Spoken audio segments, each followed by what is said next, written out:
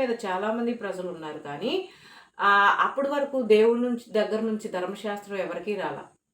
మోషే లా ప్రకారం మోషే లా అది పర్వతం మీద 40 దినాలు మంచినీళ్ళు తాగకుండా, ఆహారం తినకుండా దేవుడి దగ్గర నుంచి మానవులకు ధర్మశాస్త్రాన్ని తీసుకొనొచ్చిన లా అనమాట అది. కాబట్టి దానిని తీసుకొనొచ్చి మీరెళ్ళే భూమి మీద ఇలా జీవించాలి. ఈ ధర్మాన్ని అనుసరించి జీవించాలి. అలాగే మీ దేవుడు మోషే ఎటెళ్ళిపోయాడో తెలీదు.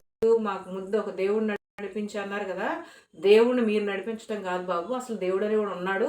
ఆయన ఎలా ఉంటాడో, ఆయన పరిశుద్ధత ఎలా ఉంటదని ఈ ఇశ్రాయేలు ప్రజలకు తెలియడం కోసం ఆయన అక్కడ మందిరాన్ని ఏర్పాటు చేసి, ఆ మందిరాన్ని సమీపించే పద్ధతిని మనుషులు లోపల దేవుని మహిమ నివసించే అతి పరిశుద్ధ స్థలం, దాంట్లో ఉండాల్సిన వస్తువులన్నిటిని ఈ యొక్క దీపస్తంభాన్ని, సన్నిధి రొట్టెల బల్లని, దహన బలిపీఠాన్ని వాటన్నిటిని ఏర్పాటు చేసి, వాటిని వెలిగించి, ఆ రొట్టెలు బల్లను బంగారం పొదిగించి, దానిపైన శ్రేష్టంగా ఏమంటారు దానికి ప్రతిష్ఠించబడిన పిండి, దాని కొరకు ప్రత్యేకంగా తీయబడిన నూనె, దానితో ఆ రొట్టెలు చేసే పద్ధతి, పెట్టే పద్ధతి, ఎన్ని రొట్టెలు పెట్టాలి, 12 గోత్రాలకి 12 రొట్టెలు.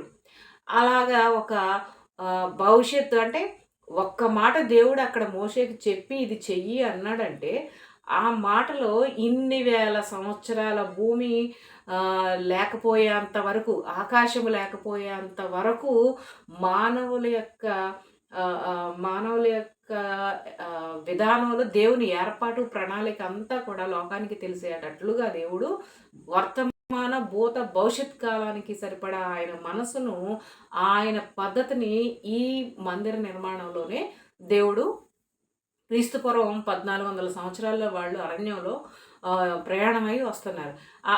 ఆ సంవత్సరాలు ప్లస్ క్రీస్తు శకం 2000 సంవత్సరాలు. ఈ అన్ని సంవత్సరాలకు సరిపడా దేవుని ప్రణాళికని మనము అర్థం చేసుకోగలం.